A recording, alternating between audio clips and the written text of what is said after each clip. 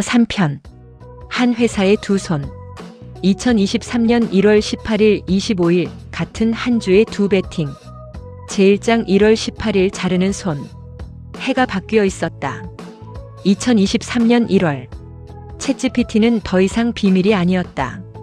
모든 비즈니스 미디어가 그것에 대해 쓰고 있었다. 그러나 자본시장의 본격적인 배팅은 한 회사의 한 결정에서 시작되었다. 1월 18일 수요일 마이크로소프트가 1만 명 정리해고를 발표했다. 메타와 아마존을 따르는 결정이었다. CEO 사티아 나델라는 직원들에게 보낸 메모에서 세계가 변화에 적응하고 있는 시기에 우리는 우리 자신도 적응해야 한다고 썼다. 메모의 후반부에는 다른 한 줄이 있었다. 우리는 동시에 다음 세대 AI에 대한 우리의 베팅을 이중화할 것이다. 그날 자본시장은 첫 부분에 주목했다. 마이크로소프트도 다른 빅테크처럼 긴축에 들어간다. 침체의 깊이가 더 분명해졌다. 같은 날 시장은 그 발표를 침체의 신호로 받아들였다. 그러나 5일 후 같은 회사가 그 메모의 후반부 한 줄이 무엇을 의미하는지를 보여주게 된다.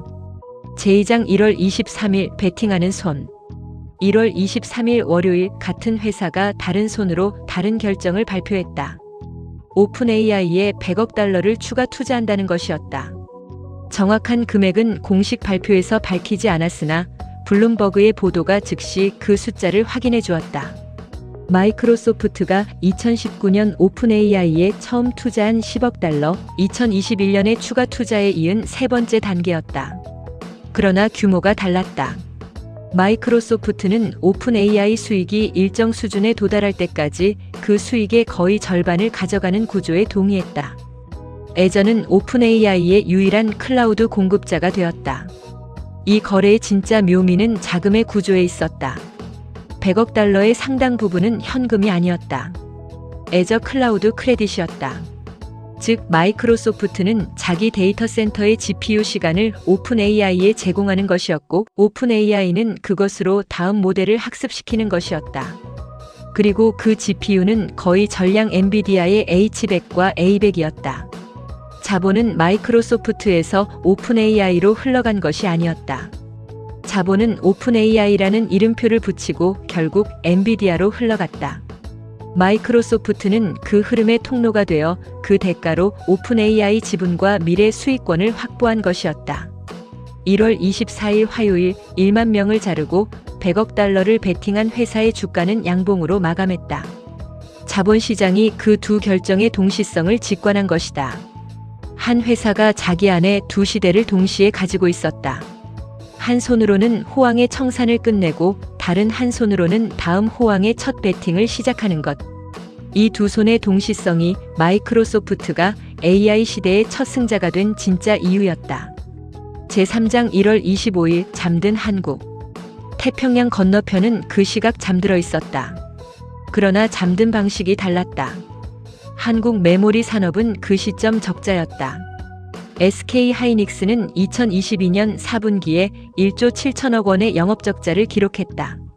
분기 적자는 회사 역사상 처음 있는 일이었다. 삼성전자의 메모리 사업부 영업이익도 같은 분기에 90% 가까이 떨어졌다. 디램 가격은 2022년 한 해 동안 50% 빠졌고 낸드는 더 깊었다. 코로나 기간 폭증했던 PC와 스마트폰 수요가 한꺼번에 사라진 것이다. 중국 봉쇄가 풀리며 재고가 쏟아져 나왔고 하이퍼스케일러들은 데이터 센터 캐펙스를 줄이고 있었다. 일부 애널리스트는 이를 역사상 최악의 메모리 사이클이라 불렀다. 1월 25일 마이크로소프트가 오픈 AI에 100억 달러를 베팅한 이틀 후 SK 하이닉스가 4분기 실적을 발표했다. 컨퍼런스 콜에서 회사의 한 임원이 한 가지 발언을 했다. 메모리 산업의 다운사이클은 2023년 상반기까지 지속될 것으로 본다. 그 발언에는 AI라는 단어가 들어가 있지 않았다. 같은 시점 글로벌 컨퍼런스 콜에서 어느 메모리 회사도 챗GPT를 언급하지 않았다.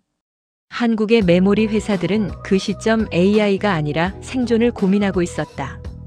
감산을 얼마나 깊게 할 것인가, 설비 투자를 얼마나 줄일 것인가.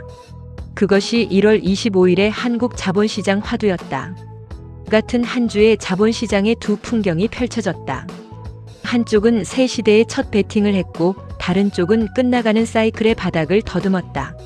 만약 그 시점 한국의 메모리 회사들이 한 가지를 알았다면 운명은 어떻게 달라졌을까?